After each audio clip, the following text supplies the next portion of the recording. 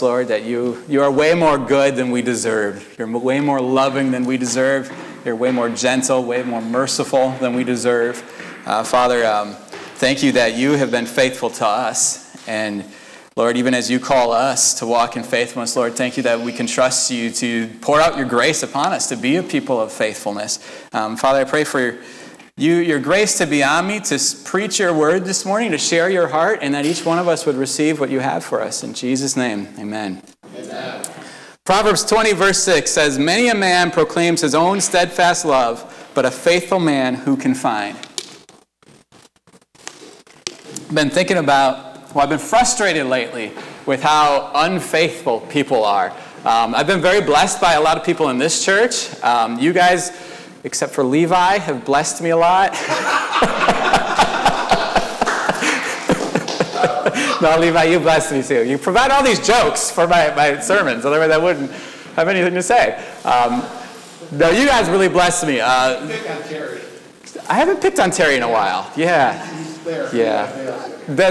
Yeah, thank you. I appreciate, Terry, you are very faithful at being there to be picked on. All right, anyway, where was I going with this? Yeah, I've been really frustrated with just how people are not faithful in the world. Got politicians that are just lying all the time, and then the media lying all the time, and then you've got just people, real people are so unfaithful. I asked somebody to do something, and they do a crap job of it. And I'm like, well, now that sucks, and now I have to go and fix it. Or I asked somebody was telling me, oh, hey, I wanted to bless a friend with something. And so another friend said, oh, hey, I could do that. And I'm like, awesome, okay, I can be this connector, and I can bless this friend by this other friend actually doing the work, and I don't even have to do anything, and they're going to be blessed. Well, my other friend did a crap job helping this guy out, and now I haven't blessed him, I've cursed him. And I'm like, all these people in my life that are not being faithful lately. Or I asked somebody to help with something, and they completely dropped the ball on it. And people promising to do stuff and making all these big promises, and then they don't do it. And I've been frustrated just with how unfaithful people in the world are. And at the same time, just thinking about how we as the church have an obligation to do things different. That we have to press in and walk in faithfulness. Solomon wrote these words 3,000 years ago. Many a man proclaims his own steadfast love, but a faithful man who can find. He wrote them 3,000 years ago, and yet they're still applicable today to us. That it's easy to talk about your steadfast love. It's easy to talk about how faithful and loyal you are. It's easy to talk about, man, I would be there for you. I would do this for you. I'd make sure to get the job done. But it's really hard to find people who actually do that, who just see a problem, see a task, and they say, I'm going to get the job done. I'm going to do it. Whatever is required, I'm going to make sure it's done. It's very hard to find people that are faithful.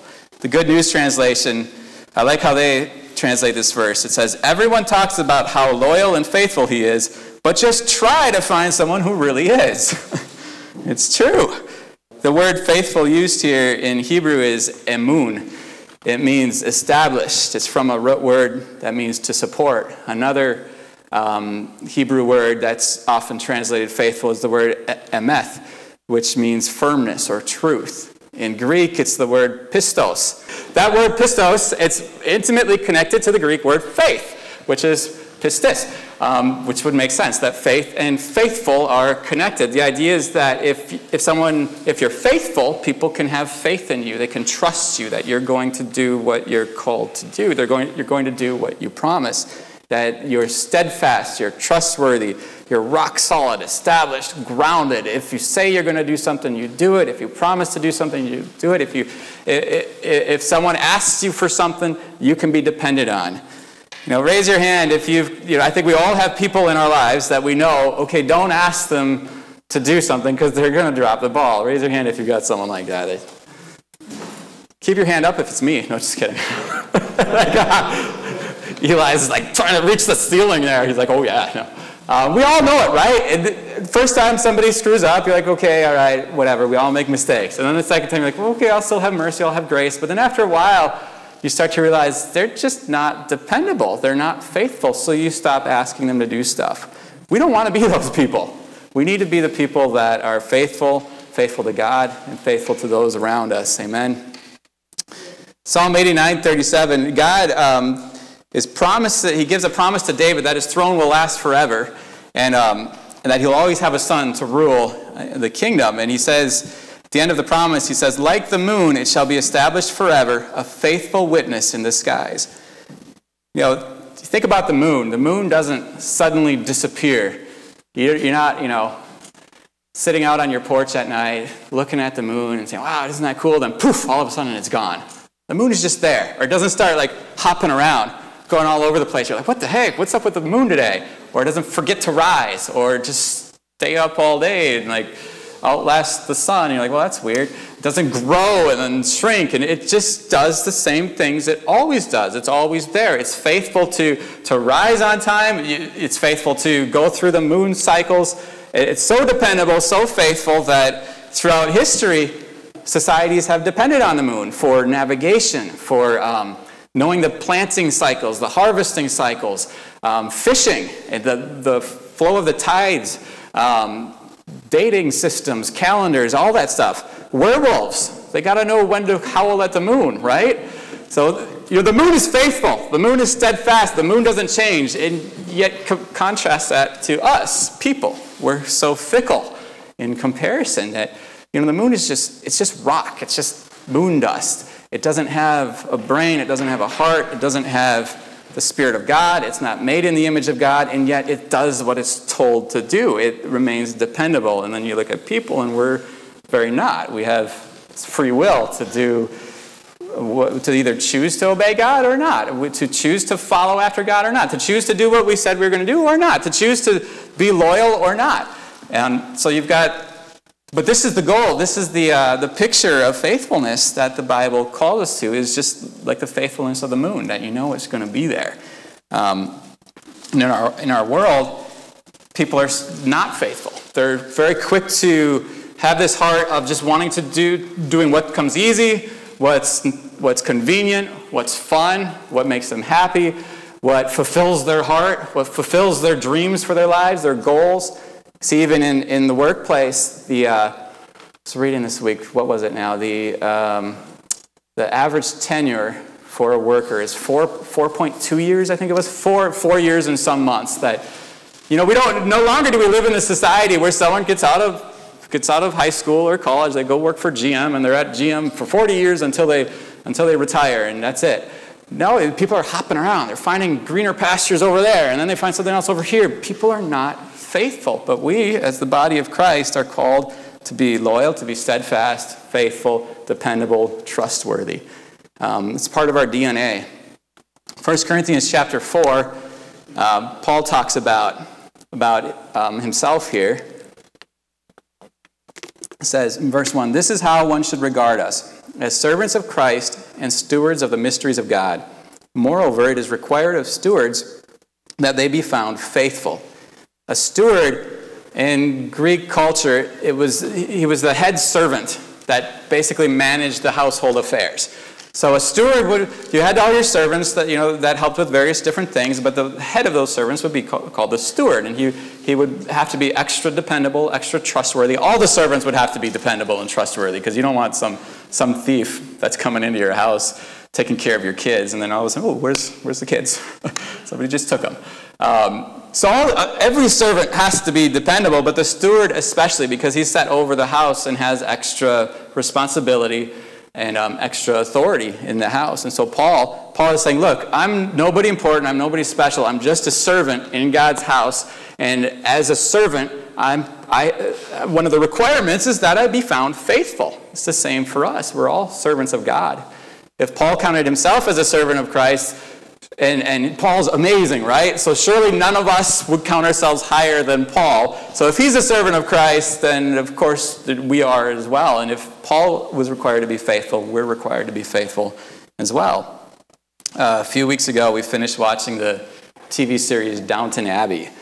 It's a story of, it takes an early 20th century British nobleman and his house, his great house, like all the lords and ladies. And he's got this house where they're all nobility in the house, he and his family, and they have the biggest house in the county, the most important house, all these things happen in their house, any gatherings happen in their house, political decisions are made in their house. They kind of control the life of the city, the life of the region, really, and their influence, their money, their power, it has an effect on the region around them, and they have a relationship with other nobility and with the king, and so they're this powerful house in 20th century England. In their house, they've got dozens of servants. They have cooks down in the kitchen. They have footmen that are just ready, kind of like the ushers at church, ready for whatever. They've got, what are they called? I forgot what,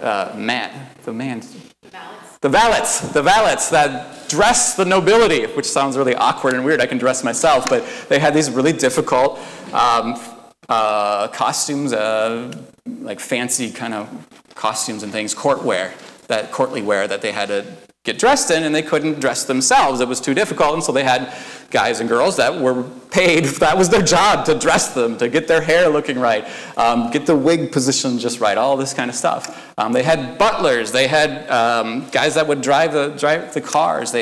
Everything that's done in the house was because of these servants that existed to take care of the house. Now, these servants, they had to be dependable because they had access to everything in the house. They could go into the bedrooms of the nobility. They could see the jewelry there. They could see, they had access to the expensive silverware, the expensive, they could see the beautiful paintings, the priceless paintings. They could walk away with those if they wanted to.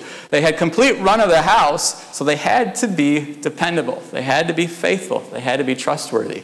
And in this series, there's a few instances where some of the servants, there's these scandals where they find out, years ago, one of the biggest scandals was the head butler, this guy Carson. He's great. He's awesome. He takes care of everything. He's probably in his 70s so an older guy, and he's smart, and he just makes sure everything is done right. Very faithful. Well, it turns out so this guy comes to visit the house, and he mentions that, Carson and I were in the circus when we were younger. And it's this big scandal, because how can the butler of this great house have a tainted past that he ran away with the circus and was like a performer with the circus? Because he had, and the reason it's a scandal is you want your top servant to be above reproach. You want your top servant to be faithful, dependable, completely trustworthy, that you know that they're loyal to the family. They're not going to do something that'll bring shame on the family and dishonor the family. They're not going to steal stuff. They're not going to create scandals and things around in the county. And there's other instances as well with the lower servants where you find out, one had a checkered past here, or they found one that stole some stuff, and so they had to get rid of her right away. That's the idea with servants, is a servant has to be trustworthy. A servant has to be dependable. And so all of us, as servants of Christ, servants of God, we're called to be faithful and dependable in the first place toward God, that if God asks us to do something, we do it. If God entrusts us with something that he knows we're going to run with it, we're not going to bail on him. But also in the second place, we're not just dependable and faithful to God, we're called to be faithful to one another. And faithful to our neighbors, faithful to our communities. That God has placed us here for a purpose, and to bring his glory, to do his work, to finish the mission that he has for us in our lives. And we have to be faithful to that. So what does it mean to be faithful servants? Well, like I said, in the first place, faithfulness toward God. That means that you're honest and truthful with God, that you don't hide things from God. God knows everything already. He knows the truth. He knows what you're thinking. He knows how you feel. He knows where you failed. He knows where you've succeeded. He knows when you're upset. He knows the thoughts in your head and the emotions in your heart. He gets it already. He knows everything already. So when we talk about being faithful toward God, it starts with that you're honest and truthful before him. And that if you screwed up, you say, God, I screwed up here. If you're struggling somewhere, you say, Lord, I'm struggling. I'm not winning the battle. Or I'm not struggling. I'm giving in. Lord, help me here. I'm surrendering. Give me a slap so I just get out of this funk, God. Change me. Help me. That we're honest and truthful before God. Faithfulness toward God, it means that you love and fear God. that you honor him as he deserves, that you don't take him for granted. Reading this book right now by John Bevere called The Fear of God.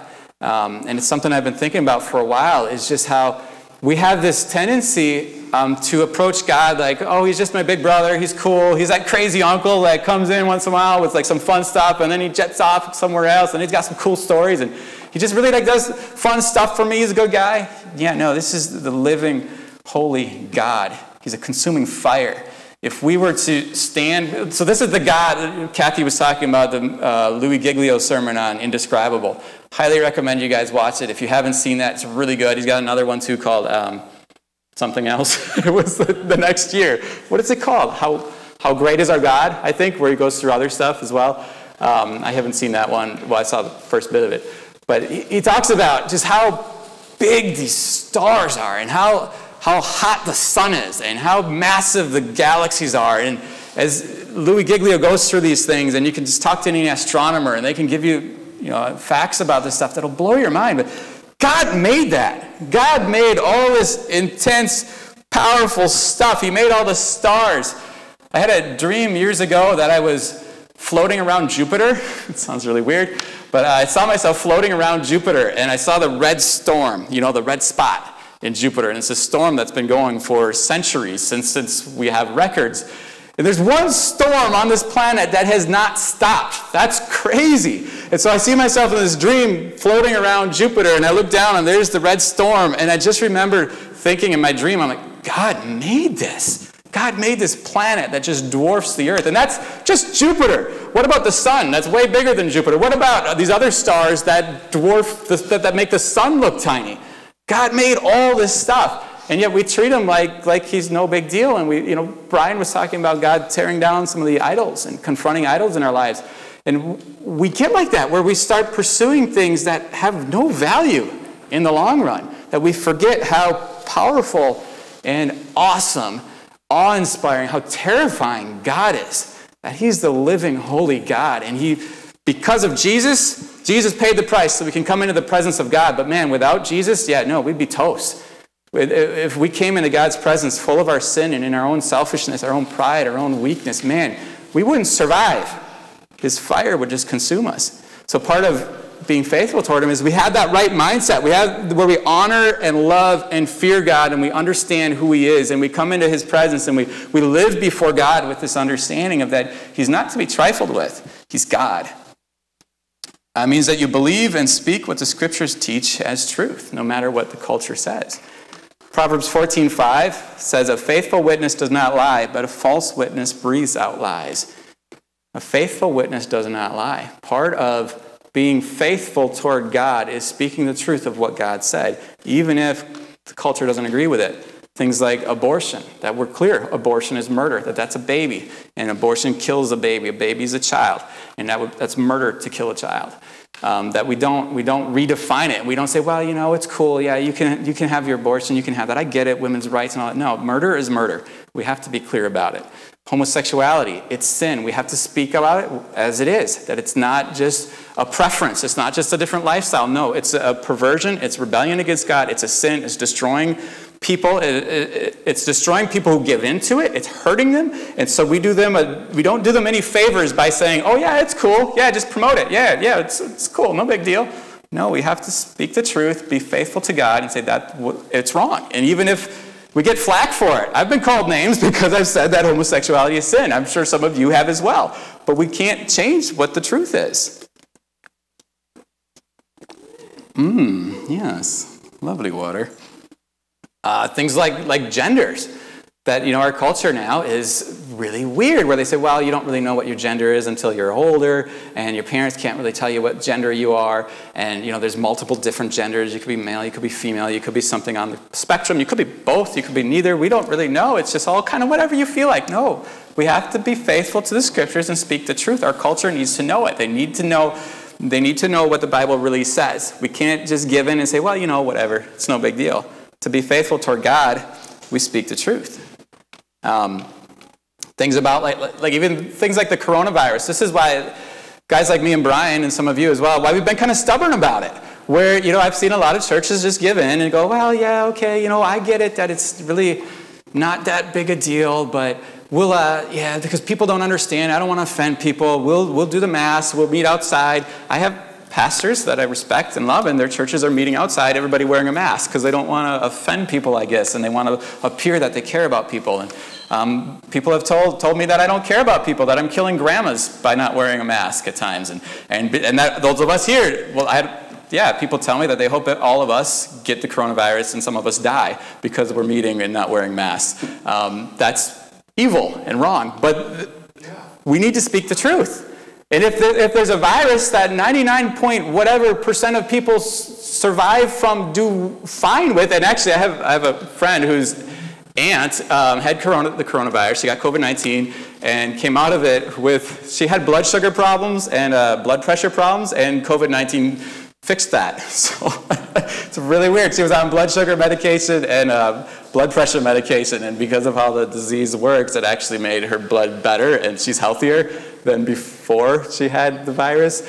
It's one of those things, though, where we look at the truth and say, okay, I want to fear God with all of my heart, mind, soul, and strength. He's the one to be feared. Because it's not just, if we offend God, it's not just that our body gets hurt. No, we get thrown in hell if we run away from God, if we reject God. I don't want to spend eternity in hell. I don't want to offend my Creator. I don't want to rebel against what He says. And yet then you see all these people fearing a little virus that really is not that big deal. And so we have to be faithful to speak the truth on it. Things like the government, where government right now it's trying, you've got governors and even places of the world where presidents and prime ministers are grabbing at power and acting as if the government has all power and all authority.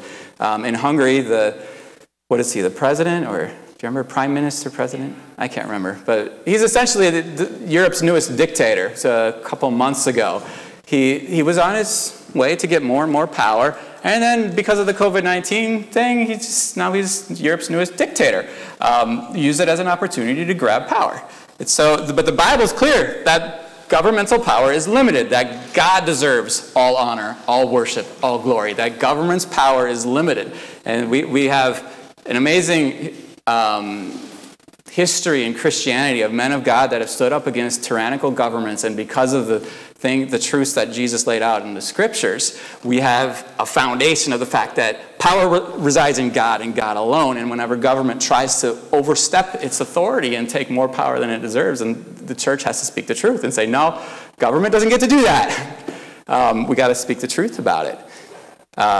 Things like right now, it's popular to say that racism is the root of all evil, or that class struggles and the fact that people are poor, that's the reason that there's evil in the world today. Or the fact, well, actually, when we were kids, when I was a kid, the popular thing was people would say, well, the problems of the world are caused by a lack of knowledge. And I saw this meme the other day that was great. It said, remember when we were kids and they said that the problems of the world were because of a lack of knowledge? Yeah, no, we have the internet. We have access to all knowledge now, and it's worse. Yeah. The problems of the world, it's fashionable now to say, well, it's because of poverty. Oh, it's because of racism. It's because of this or that. Or there's cycles where you have different things that are fashionable to blame all the problems on. But it's sin. We have to speak the truth that the real problem is sin. It's not this thing or that thing or whatever. It's sin. The Bible is clear. It's rebellion against God. That's destroying your heart. It's destroying our neighborhoods. It's destroying our nations. Sin is the problem. And that's good news because you can repent of sin. You could change. You can be healed. You can be forgiven. You can be set free. If the problem is race, well, you can't repent of your race. If it's poverty, how do you repent of poverty? You work hard, try to get out of it, but you're still the same person ultimately. So we as part of being faithful toward God is believing what the Scriptures teach and speaking it, being clear about it. Don't give in to the pressure to just be quiet. The world needs to know the truth. It means you obey what the Scriptures say. If the Scriptures say, don't get drunk, don't sleep around, don't be addicted, don't lash out at your wife or kids, don't steal, don't be lazy. Okay, you see those, you go, oh, okay, I want to be faithful to God. I'm going to stop doing these things. It means that also you put on the good deeds, that you read your Bible, you pray, you live in holiness, you You grow in maturity and love, righteousness, peace, joy, that you take on all those good things of God because you want to be faithful to represent God well and faithful to live in faithfulness toward God. Means you're quick to obey when the Holy Spirit speaks to you personally. It's very easy for us as Christians to grow numb to the voice of the Holy Spirit. That he prods you and he says, I want you to do this. I want you to surrender this thing. I want you to give an extra $10. I want you to help that single mom out, make a meal for her. I want you to stop and pick up that hitchhiker. Whatever it is, the Holy Spirit prods us all the time to step out in faith, to minister for him, to serve at the church somehow, to be a blessing to your neighbor, be a blessing to your family, to do something good. He'll prod you all the time, but it's easy to ignore him because he's not going to just come in and grab a hold of you and turn you around and make you do his work for him. He's loving, he's good, he's merciful. And out of faithfulness toward God, we have to be sensitive to his voice, that if he speaks something to us, that we do it. Doesn't mean you can go, that you should obey every random thing that comes into your mind. God said to go to Minneapolis. I'm going to Minneapolis. And they're like, whoa, wait, where are you? Where's my 4-year-old son? Oh, he's in Minneapolis. It's all good. There's times where you go, all right, I got this random thought. Let me talk to my spouse. Let me talk to my pastor. Let me talk to my friends. Kind of mull over it a little bit, pray on it. But then you go and you obey it. There's other times where you're at Walmart and God, you feel something in your heart. I should pray for that woman over there. She seems stressed. And you feel that. You don't have to call me up. You don't have to, get a council of the elders together. Do you think I should pray for her? No, just go do it. It's all good. All right, we got to be faithful toward God. Another thing about being faithful toward God, it means we faithfully show the character of God in our actions and our words.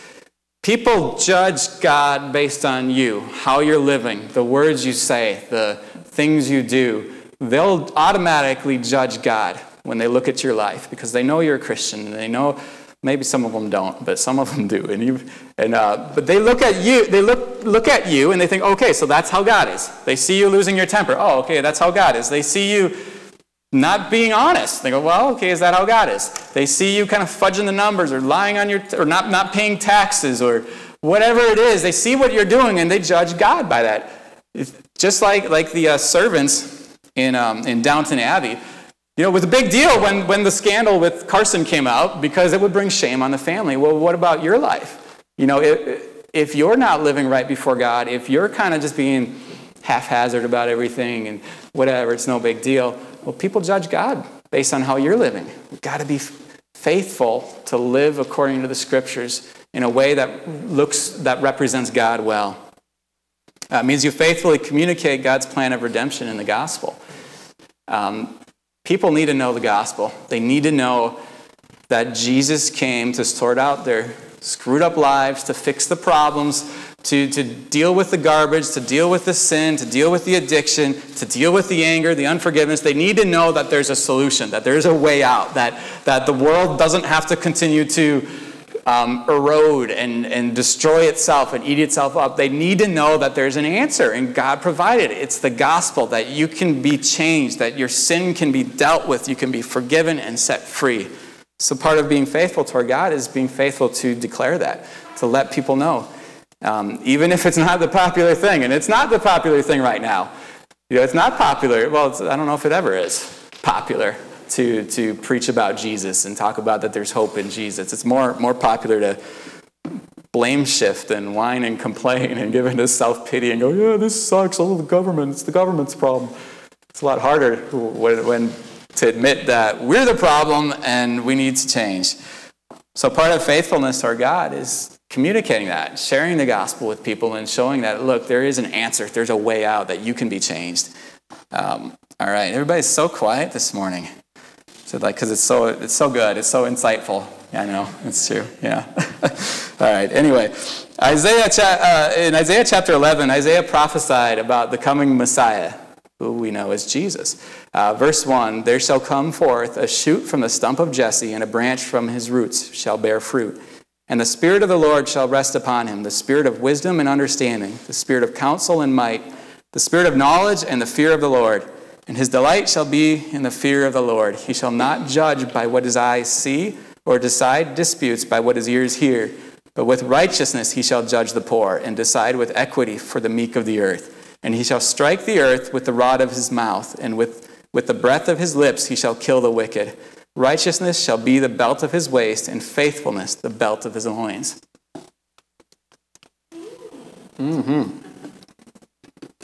Faithfulness would be the belt of his loins, that faithfulness would wrap around him, that faithfulness would define Jesus.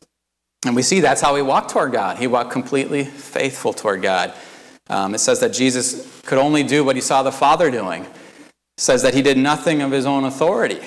It also says that he said, if you've seen me, you've seen the Father. He was representing the Father perfectly on the earth. He was completely faithful to the Father.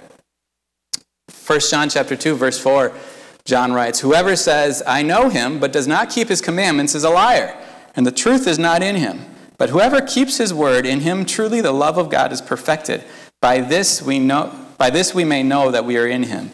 Whoever says he abides in him ought to walk in the same way in which he walked. You can't just say, well, that was Jesus. Of course he obeyed God. Of course he was faithful to God. Of course he spoke right. Of course he did what was right. Because he's Jesus. He's the Messiah. He's God. He's supposed to be like that. Well, yeah, you are too. He's our example. He's the one we're supposed to follow after. If we abide in him, we walk in the same way in which he walked. The same faithfulness that Jesus had, we should have. And now, are we going to hit it always? No, we're going to make mistakes. That's just reality. You're going to stumble, you're going to fall, but our goal should be, I want the faithfulness that Jesus had, that if the Father is doing it, I want to do it. If the Father says to do it, I'm going to do it.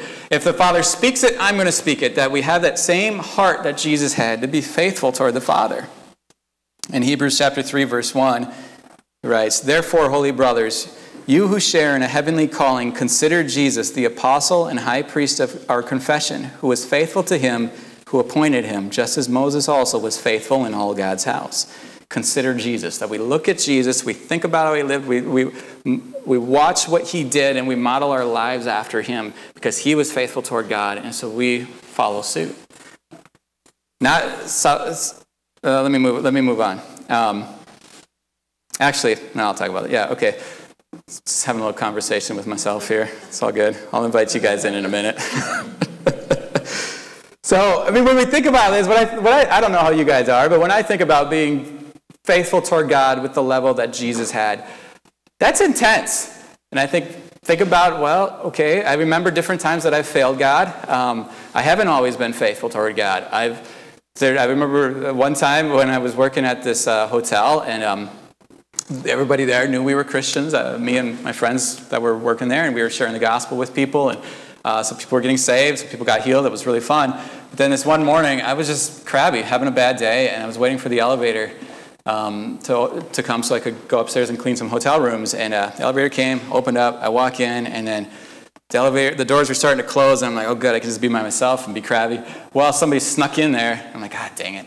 And then this woman, she goes, man, or no, the elevator doors hadn't opened yet. That's right, I was waiting, and she comes up and she starts talking about, man, you guys are always so joyful, and like everybody else here's just crabby, but you and Ben and Rob, something's different about you guys. I don't know. It's like, what makes you so joyful all the time? And then suddenly the elevator doors opened up. I didn't want to talk to her. I dashed in and said, I don't know. The doors closed. And I was like, dang. So I had a long elevator ride, repenting and telling God, I'm sorry, Lord. But we've all had moments like that, right? Where we've been unfaithful, where we know God provoked us, prompted us, was prodding us to do something, and we said, no, I don't really want to. Or something he put on our hearts, or something we read in the scriptures, and we're like, man, I got to do that. And then we just don't. We walk away. We rejected his call for us. And so we all have stuff where we've been unfaithful toward God. And so it's hard sometimes, at least it's hard to think about, wow, being as faithful as Jesus was. But that's our goal. That's what I want to get to. It doesn't mean that we're going to always hit it, but that's the goal where I want to live. I want to be faithful. I want to pursue God in 100%, where if he says something, bam, I'm just ready to do it. I was reading in Revelation 2, Jesus talks, John relays a message from Jesus for the church in Smyrna, which is in modern-day Turkey. And he gives them some encouragement, and then at the end of the encouragement, he says, "Do not fear what you are about to suffer. Behold, the devil is about to throw some of you into prison, that you may be tested, and for 10 days you will have tribulation. Be faithful unto death, and I will give you the crown of life." I was thinking about that and how we are so quick to be faithless. We're so quick. People go, "Well, I don't know. I don't really want to go to church today because I'm kind of tired. Well, my back's a little achy. I don't think I can go to church this morning, Or, well, the weather's not so good. It's a little rainy out there. I don't think I can quite make it." Or we're unfaithful toward our other people. We promise to do something and then, well, it's just inconvenient, so I don't know if I'm really going to do that anymore. And we're unfaithful toward God whenever we treat God as if we can choose. As if we can go, "Well, I'll follow this commandment, but I don't really want that one. Well, I'll obey him today because it's easy and it makes sense for my schedule, but tomorrow I'm not sure." No, we can't do that. I was thinking about the church in Revelation, and we're so quick to walk away from God, or so quick to be unfaithful toward God, to reject him, reject his call for us, to ignore him, ignore his plans and his desires for us. We're so quick to allow any distraction to get us off of his path for us. How would we have done if we were in the church in Smyrna and we heard that we're going to be tested and there's going to be a tribulation for 10 days, but don't worry, if you stay faithful unto death, you're going to get the crown of life? I think a lot of us, we would have said, "Well, shoot, I'm not going to this church anymore. That sounds rough." We look at all the other 7 churches and we go, "Okay, it looks better in Philippi." Or I don't remember what they all said, but we'd take off. We'd say, "Man, I can't handle this." Persecution would start and we'd give up. But the goal, the call is to be faithful unto death. Not just be faithful if it's inconvenient with your schedule. Not just be faithful as long as you're feeling good and feeling healthy, you got a lot of energy and the kids are being good, and then you should be faithful. No, be faithful unto death. Death is the ultimate. No matter what, that we see God and we say, "Okay, God, I will remain faithful to read the scriptures, to follow the scriptures, to obey what you speak, what you say in the Bible. I'll be faithful to follow your promptings, your leadings, because we understand it, that he's a God to be feared, that he's to be respected, that he's God." Amen? All right, part of being faithful is not just faithfulness toward God, but it's also faithfulness toward the people around us. Because we're God's representatives, and how we live toward the people around us really it shows the character and the heart of God. And if we're faithful toward God, we'll naturally want to be faithful and dependable to the people around us. But if we're not faithful toward God, well, then what's the point? We don't really have to be faithful toward people around us. So they're intimately connected: faithfulness toward God and faithfulness toward people. Part of that means, being faithful toward people means that you do things in excellence. No matter how small it is, no matter how insignificant it seems, that you do it and you do it well. Colossians chapter 3, verse 23 says, "Whatever you do, work heartily as for the Lord and not for men." Man, I've been, like I said before, I've been very frustrated at the unfaithfulness of people and also very encouraged by the faithfulness of some people. I just want to honor some people in the church right now. Brian, I've been really blessed by your faithfulness. Brian's faithful in everything, but especially the internet lately. He's been insanely awesome. You guys have no idea how many hours Brian has put in trying to get our internet back up and running. Kathy, you've been super faithful with all the landscaping stuff. So many times I'll be driving into church, and there's Kathy working on the yard, and probably most of you don't even realize it. You come in and you're like, "Wow, magically this place looks beautiful." Well, that's Kathy. She's doing it. What's that? Yeah, some of you. Yeah. Tuesday night at the youth group, I was really discouraged and really encouraged by faithlessness and faithfulness. I came in, and it was just messy in here. There was food and gunk on the counter over there, and I'm like, "Okay, we got to clean this up." I start cleaning stuff up for the youth group, and then I just kind of gave in. I'm like, I just can't. I don't have the time to get everything cleaned up to get ready for the youth group. And then we started adding mess to it because we did pizza and snacks for the youth. And so we added all this mess, and then the youth group comes in, and they're just like eating stuff and leaving crumbs everywhere. And I see all this mess happening, and I just was kind of like, I'm not going to clean this up. I'll figure it out. It's Tuesday. I'm like, I've got till Sunday to figure out how this gets cleaned, or maybe I'll just let Greg clean it Sunday morning, No, I've been thinking in my head, I go, oh man, I just don't want to deal with this right now. And then Kathy just cleaned it all up. I'm like, what what the heck? This woman's crazy. Savannah's not up here right now, but she's been doing awesome in the coffee bar, just making sure everything's good, clean, run well. Greg's been fighting with our electrical outside, the lighting out there. It's been a months-long process, and I think he's finally got it figured out. I've been really blessed by a lot of you guys here just getting the job done. You're not getting paid. There's typically nobody talks about it, but it honors me, it blesses me, and I know more important than honoring me, it honors God. But that's the heart that we need in everything, not just for things in the church, yes, for things in the church, but also things in your home, that you do it well, that you clean with all your heart. Kids, listen, huh? That you clean with all your heart, that you make dinner, and it's going to be awesome. And you're not just going, whatever, just throw frozen pizza in. I mean, okay, frozen pizzas are great. They're awesome. I love them. But if you throw it in, that you're like, I'm doing a frozen pizza because this is awesome. It's a heart attitude, right? But that we do things as if it's for Jesus himself, because he's watching, and it is ultimately for him. All right, another thing, being faithful toward people, it means that you stick with it even if it's hard or inconvenient. Way too often, people will start something, and this happens at the church all the time. People come in and they're like, hey, I'm going to help serve in this area, and I want to do this ministry. Like, all right, praise God. We love it. Brian and I, we don't want to do everything, which is why not a lot gets done sometimes. I don't want to run everything. I don't want to be the one trying to coordinate all this stuff. No, if you got something on your heart, do it. We're the church. We're the family. We're all a part of this, and so if you got something on your heart, me and Brian, we're like, yeah, run with it. Go for it. But do it right and get the job done. Don't do it half-hearted. Do it with excellence and keep with it even when it's hard, even when it's inconvenient. A lot of times we've had people that say, man, I want to do this Bible study, or I want to do this thing. And they start, and then after a couple weeks, nobody shows up. Or they realize, oh, this is kind of difficult, and they give up. It's like, well, that's not my fault. You said you wanted to do it. You should do it. Stay faithful with it. Keep pressing in until the job gets done. All right. It means you do what's right regardless of the results. We have this thing as people, we want to see good fruit, and part of that is good, right? You want to see results. You want to see good fruit. But you need to do what's right. It doesn't matter. We've had at various times, well, at least I've had thoughts, are we doing something wrong at church? Because we're always small. We've been small forever. And so, Brian and I will talk about, well, are we doing something wrong? Should we change something? What's going on? Is God leading us a different way? No, this is what's right. We'll just keep doing what God calls us to do, and it doesn't matter what results we see, what fruit we see. What matters is you're faithful to do what God told you to do. So as when talking about people and being faithful toward people, it's the same. You do what's right. Doesn't matter what results from it. You do what's right. You do whatever it takes to get the job done. This is so frustrating. When you ask them to do something, like this happens if you have kids, you know about it.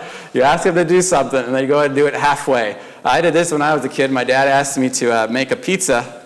This is talking a lot about frozen pizzas today. He asked me to put a frozen pizza in the oven. And so what I did was I took a frozen pizza, and I put it in the oven. I didn't take it out of the package. I didn't start the stove either, so that was good. I just I put the frozen pizza in the oven. Like an hour later, I'm like hungry, and everybody else is hungry, and my dad's like, "Where's that pizza?" I'm like, "It's in the oven." Like, "Oh, is that done yet?" I'm like, "You didn't tell me to turn it on." It was like Jeremy. Very literal. Do it right. You know what's intended. You know what they want. Do it right. Do it to bless them. Be faithful to get the job done. Do whatever it takes. Means that you do what you promised without procrastinating, making excuses, or making a big show about it. You promised you're going to do it, just do it. Man, I've heard so many people promise these things. I'll lead worship for you. I'll do this. I'll coordinate that. I'm going to lead an evangelism team. I'm going to do a Bible study. Awesome. Do it. Yeah, we want that. And then they don't. Or they do it for a little bit and then they give up. Just do what you promised. If you said you're going to do it, do it. James 5:12 says, "But above all, my brothers, do not swear either by heaven or by earth or by any other oath, but let your yes be yes and your no, no. And your no be no, so that you may not fall under condemnation." You don't need to make a big show about it. And, "I swear on my dead grandmother's grave, I will wash your car." No, if you say you're going to wash the car. And be faithful to do it.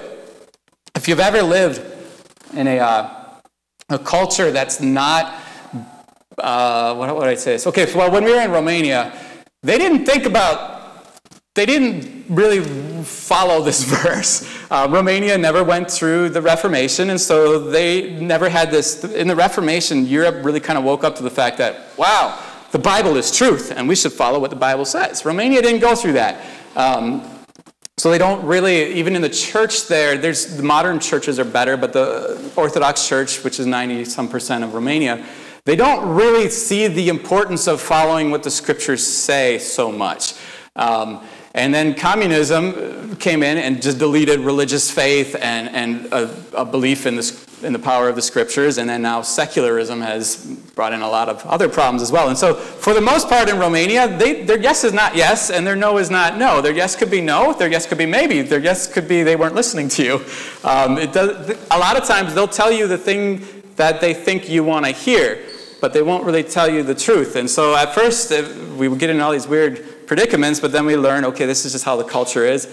Doesn't mean it's good. It's something that needs to be changed. We have our own things in the U.S., our own blind spots and sins that we're not aware of, and we can learn from other cultures. But this is something where Romania was very frustrating, because you would ask somebody, like we'd schedule something. Americans, we schedule things a month in advance sometimes, maybe 6 months in advance. Romania, we started out that way. So we're doing this outreach. You know, it's December. And we said, we're going to do an outreach on June 23rd. Are you coming? And they go, well, I don't know. June? That's so far away. I don't know where I'm going to be. I don't know if I'm going to be alive in June. And so we're like, okay, all right, no problem. So we tell them a month in advance, hey, you coming June 23rd? Like, oh, I don't know, man. Yeah, I'll be there. Yeah, I'll be there June 23rd. And then we'd ask them the week before, and hey, June 23rd, you going to be there? Oh, yeah, no, I'll be there. And then we'd ask them the day of, hey, you coming to the outreach tonight? Oh, no, I went to the Bahamas. Or I'm in Greece. I took my family to the beach in Greece. What? You told me you were going to be there. Well, no, something came up. Your yes should be yes, and your no should be no. If you say you're going to do it, do it. If you promise it, fulfill it. Just get the job done. Amen? Amen. It also means that you admit when you screwed up or you dropped the ball. If you weren't faithful, just say it. Man, I'm sorry. I promised I was going to do this, and I didn't do it. That means so much. It frustrates me endlessly when people pretend that they never promised it, or when they pretend that they act like they didn't really screw up. Just admit you screwed up. It's all good. People will be so forgiving if you just say, yeah, I goofed that one. I know I said I was going to do it, but I didn't do it. Okay, no big deal. Now we'll move on. And then when you screw up, so you admit it, and then you do your best to make it right. You go get the job done again. It means you take ownership and you don't pass the buck on to someone else. We've been trying to work with our kids a lot on this recently for the past 16 years. So more recently, my older kids are better with this now, but the younger ones have to learn, and even the older ones still are in process. But, you're in the bathroom, getting the job done, and you go to get the toilet paper. There's no toilet paper. That is frustrating. I don't like being the only one in my home that tries to restock the toilet paper. And so we try to get out. We've talked to our kids, right? Brian's like, yep. Kathy's like, yeah, oh yeah. I talked to all our kids months ago, and I said, look, you guys got to help, because I'm not using the majority of the toilet paper myself, but I'm always at the end of the roll, and this is frustrating to me. So how about when you're using it, make sure that there's at least one more roll there, or in fact, how about put like 2 or 3 there? And the older kids are getting it. They're better now, but I got to get Jack to get on this. He's not as good yet. I guess, he's not even 2 yet. Maybe I'd give him a couple months. Or they'll walk past, there'll be like a garbage wrapper on the floor, and I'll see, I'll just pick on Ileana. Ileana does this all the time. She's awesome. I love Ileana. But she'll have like something to throw away, some garbage in her hand, and she'll go to the garbage to throw it away, walking right past a bunch of candy wrappers on the floor. It's like, just bend down, pick those up, and throw them away. It's easy. And it's nice because they're younger. Their backs are good. They don't have that awkward, shoot, I can't get back up now thing. It's awkward. It's embarrassing for everybody. It's a lot easier if the kids help out a little bit. Don't just walk past. You see a problem, fix it. Whose candy wrappers were they? They're probably mine, because it's hard to get to the garbage. I just throw them on. Part of being faithful means that you recognize that things need to be done right, And it's your job to do it. Don't just walk past it. It goes for everywhere. It's in your house. Kids, help your parents out. They've done everything for you. Yeah. You help them out. Amen. Yeah. At work, that you're the one who just does it, that you don't go, it's not my job. I don't really care. Whatever. I'm in this department. No, you just get the job done because it needs to be done. You do it. At church, same thing. So many people walk past the garbage cans here and they're like, boy, that thing smells bad. Somebody should change that. How about you? How about you go and change the garbage bag? And if you don't know where it is, we can show you. There's a ton of people that can help. Whatever. If something needs to be done, you take responsibility. You get the job done. It doesn't matter if it's your job or not. We tell this to our kids all the time. Look, it doesn't matter if we have a chore list. And I said, all right, I get it. That's not your chore. But just do it because it helps everybody out. You've got to take ownership in in the family, that you make the family better. You make it function better. In the church, that you make the church function better. In our communities, that we say, I'm going to make the community better. That we don't pass the buck and expect someone else to do it. Amen. All right, let me share a couple other things and then I'll wrap up. So we live in a world that is very unfaithful, where people are selfish, they're motivated to do whatever's easiest for them, whatever's most convenient, and they'll jump from one thing to the next, and it's easy to find people who are willing to proclaim their own faithfulness and talk about how great they are and how good they are and how dedicated they are, but it's hard to find people who are actually faithful. But the cool thing is we as the church, okay, it's frustrating being in a world like that, but it's also exciting because we as the church have an opportunity to shine our light and to show faithfulness, show loyalty, show dedication to a world that really needs to see it. Psalm 85 it's a cry of repentance, really kind of like a national cry of repentance and returning to God. And in verse 10, it's got a beautiful picture of what a new life in God looks like. Verse 10 and 11, steadfast love and faithfulness meet. Righteousness and peace kiss each other. Faithfulness springs up from the ground, and righteousness looks down from the sky. When we walk in a right relationship with God, that it's like faithfulness and righteousness meet, peace, and what else is there? Peace and loving kindness meet together, that all these things should be a part of our lives now. They should define us. This verse uses, so like I mentioned earlier, that there's two main Hebrew words that you see translated faithfulness in the scriptures, emun and emeth. These verses use both of them there.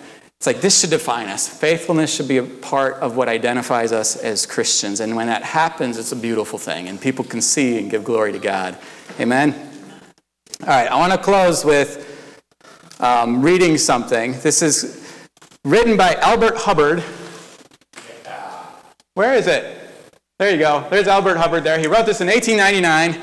Brian knows this. Some of the rest of you might know this. He wrote an article. He was frustrated about certain things in the state of the world at the time. And so he wrote this article in a newspaper. I don't know the name of the newspaper. He didn't even have a title for the article. He just wrote something real quick.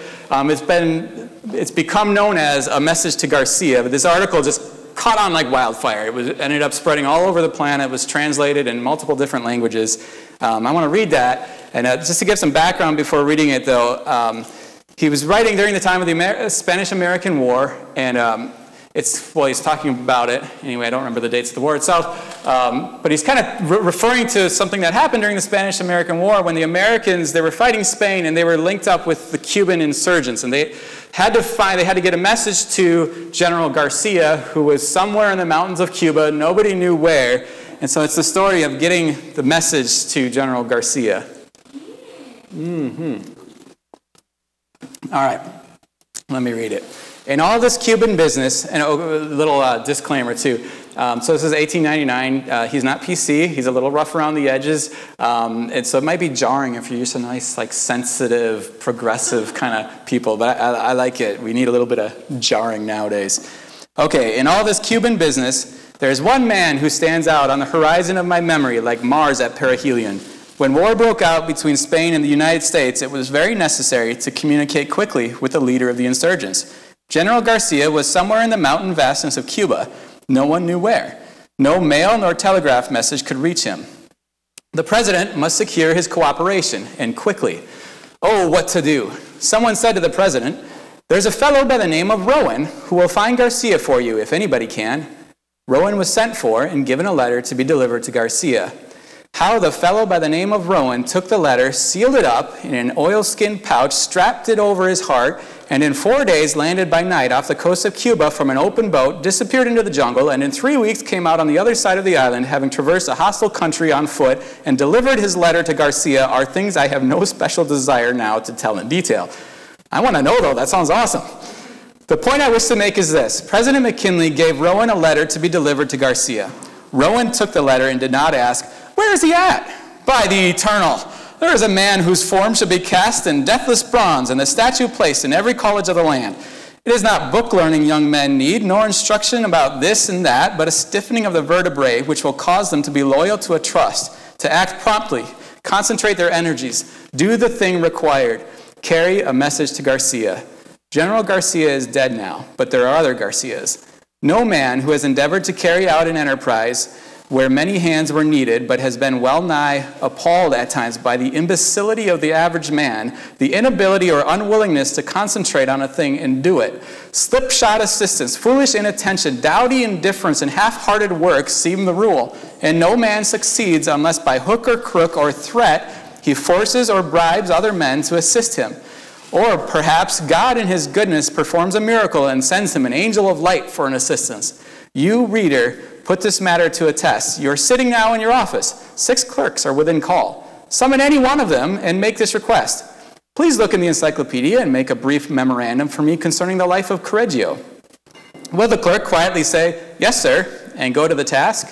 On your life he will not. He will look at you out of a fishy eye and ask one or more of the following questions. Who was he? Which encyclopedia? Where is the encyclopedia? Was I hired for that? Don't you mean Bismarck? What's the matter with Charlie doing it? Is Charlie dead? Is there any hurry? Shan't I bring you the book and let you look it up yourself? What do you want to know for? And I will lay you 10 to 1 that after you have answered the questions and explained how to find the information and why you want it, the clerk will go off and get one of the other clerks to help him try to find Garcia, and then come back and tell you there is no such man. Of course, I may lose my bet, but according to the law of average, I will not. Now, if you are wise, you will not bother to explain to your assistant that Correggio is indexed under the C's, not in the K's, but you will smile sweetly and say, "Never mind," and go look it up yourself. Advertise for a stenographer, and 9 out of 10 who apply can neither spell nor punctuate, and do not think it necessary. Can such a one write a letter to Garcia? You see that bookkeeper, said the foreman to me in a large factory. Yes, what about him? Well, he's a fine accountant, but if I'd send him uptown on an errand, he might accomplish the errand all right, and on the other hand, might stop at 4 saloons on the way, and when he got to Main Street, would soon forget what he had been sent for. Can such a man be entrusted to carry a message to Garcia? We have recently been hearing much maudlin sympathy expressed for the, quote, downtrodden denizens of the sweatshop and the homeless wanderer searching for honest employment. And with it all often go many hard words for the men in power. Nothing is said about the employer who grows old before his time in a vain attempt to get frowsy ne'er-do-wells to do intelligent work, and his long, patient striving with help that does nothing but loaf when his back is turned. In every store and factory, there's a constant weeding out process going on. The employer is constantly sending away help that have shown their incapacity to further the interests of the business, and others are being taken on. No matter how good times are, this sorting continues. Only if times are hard and work is scarce, the sorting is done finer. But out and forever out, the incompetent and unworthy go. It is the survival of the fittest. Self-interest prompts every employer to keep the best, those who can carry a message to Garcia.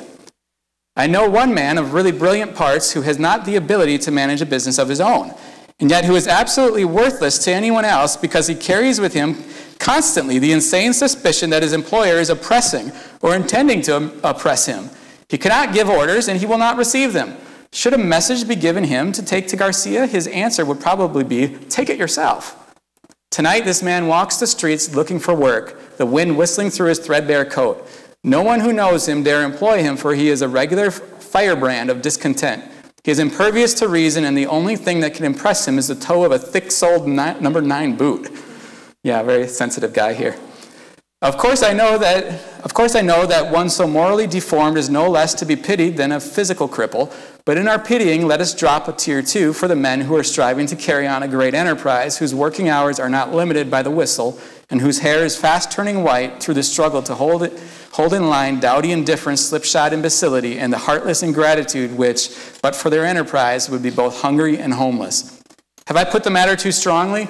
Possibly I have. But when all the world has gone a-slumming, I wish to speak a word of sympathy for the man who succeeds, the man who, against great odds, has directed the efforts of others, and having succeeded, finds there's nothing in it, nothing but bare board and clothes. I have carried a dinner pail and worked for day's wages, and I have also been an employer of labor, and I know there is something to be said on both sides. There is no excellence per se in poverty. Rags are no recommendation, and all employers are not rapacious and high-handed any more than all poor men are virtuous. My heart goes out to the man who does his work when the boss is away, as well as when he is at home.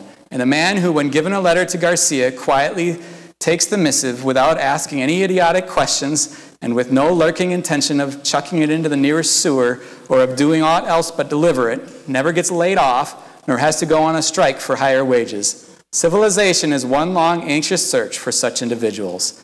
Anything such a man asks shall be granted. His kind is so rare that no employer can afford to let him go.